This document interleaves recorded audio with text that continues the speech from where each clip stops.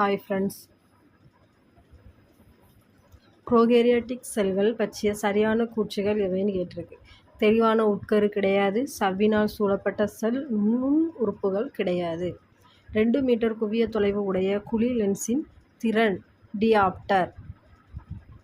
மது அருந்தி வாகனம் ஓட்டுவதை கண்டுபிடிக்கும் சுவாச பகுப்பாய்வு சோதனைகள் பயன்படும் சேர்மம் என்னன்னு கேட்டிருக்கு. K2CR 207 அதை ஞாபகம் வச்சுக்கோங்க, சரியா?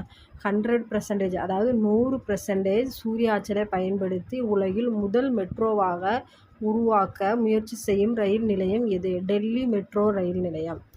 மேற்கு கடற்கரையில் அமைந்துள்ள பெரிய துறைமுகம் என்னென்னா காண்ட்லா. எந்த உயிரிகளில் சில சமயங்களில் முதிர்ந்த உயிரியல் செல்களை உருவாக்காமல் அவ்வுயிரிகளை இணை செயல்களை போன்று செயல்பட்டு ஒன்றிணைந்து புதிய உயிரிகளை தோற்றுவிக்கும் செயல், அதுக்கு முழு சேர்க்கை என்று பெயர், சரியா? காரங்கள் பற்றிய கூற்றுகளில் சரியானவை. அதாவது காரங்கள்னால் என்னது? நீரில் கரைந்து ஹைட்ராக்சைடு அயனிகளை தரும் சேர்மங்கள் காரங்கள் எனப்படுகின்றன. துத்தநாகம் சோடியம் ஹைட்ராக்சைடுடன் இணைந்து ஹைட்ரஜன் வாயுவை வெளியிட்டு சோடியம் ஜிங்கேட்டை தருகிறது.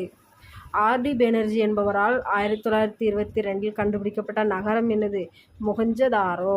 முகலாயர்கள் காலத்தில் நவீன நாணய முறையின் தந்தை, அதாவது நவீன நாணய முறையின் தந்தை என்று அழைக்கப்பட்டவை ஜெர்ஷா. 2017-18 தமிழ்நாட்டில் தனிநபர் ஒருவருடைய வருமானம் என்ன அப்படின்னு சொல்லி கேட்டிருக்காங்க. 2200 ரூபாய்.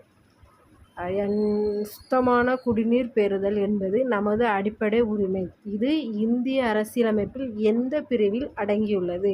ஆர்டிகல் 21. ஆசியாவில் டென்ட்ராய்டு என்று அழைக்கப்படும் இடம் எனது? சென்னை.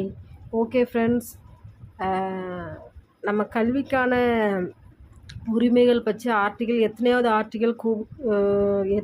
ஆர்டிக்கலை விளக்கியிருக்காங்க அப்படிங்கிறத கமெண்டில் பின் பண்ணுங்கள். இதுபோல் டெய்லி உங்களுக்கு நோட்ஸ் வந்துக்கிட்டே இருக்கும்.